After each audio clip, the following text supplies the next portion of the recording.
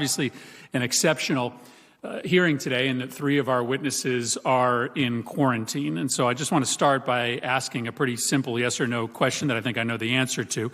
Dr. Fauci, Dr. Hahn, and Dr. Redfield, I'm correct that all of you are drawing a salary, as you should, during your period of quarantine. Is that correct? Senator, let me start off.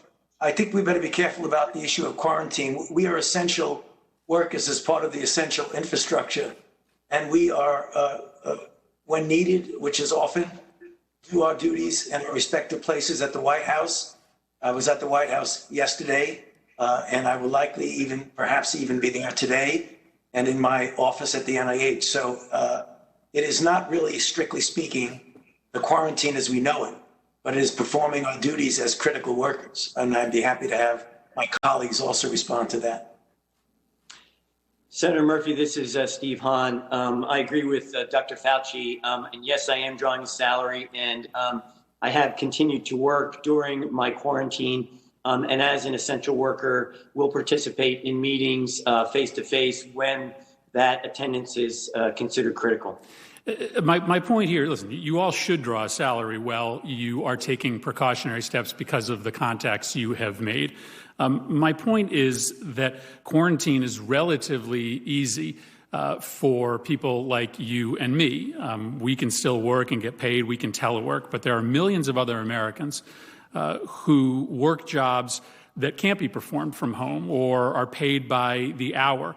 And it's just remarkable to me that this administration has not yet developed a mechanism for states to implement and pay for a quarantine system that will work for all Americans. Your plan to reopen America requires states develop that plan, and yet my state has no clue how to implement and pay for that system without help from the federal government, which leads me to my second question. Dr. Fauci and Dr. Redfield, you've made news today by warning us appropriately of the dangers of states opening too early.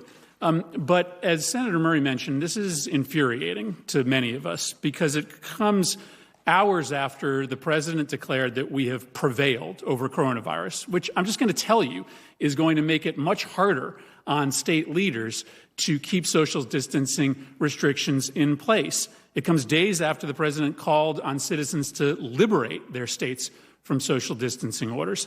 And I think you're all noble public servants, but I worry that you're trying to have it both ways.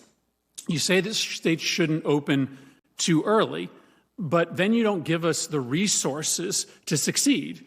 You work for a president who is frankly undermining our efforts to comply with the guidance that you've given us.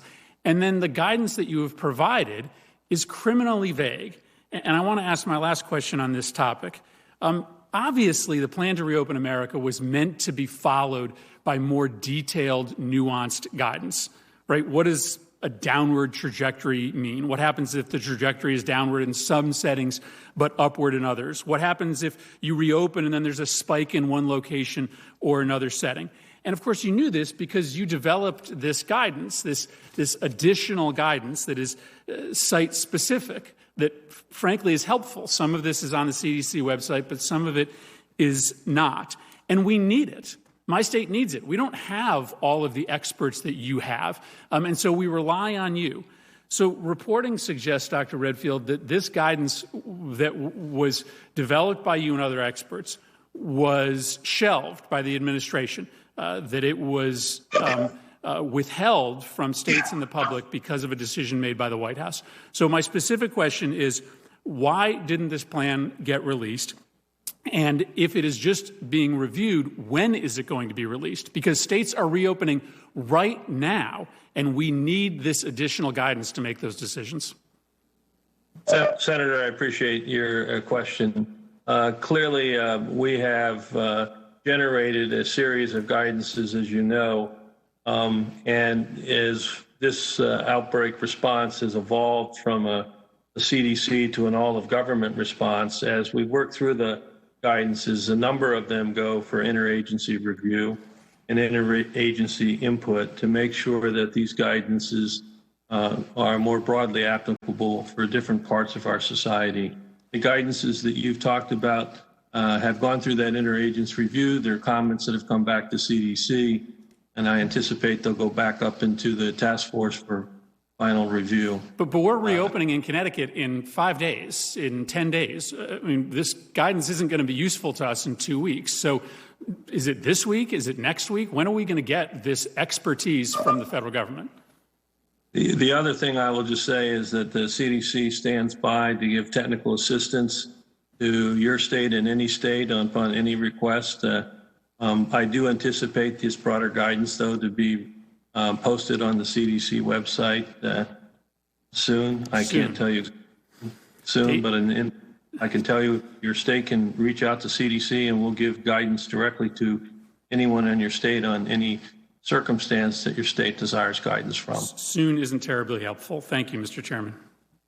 Thank you, Senator Murphy. Senator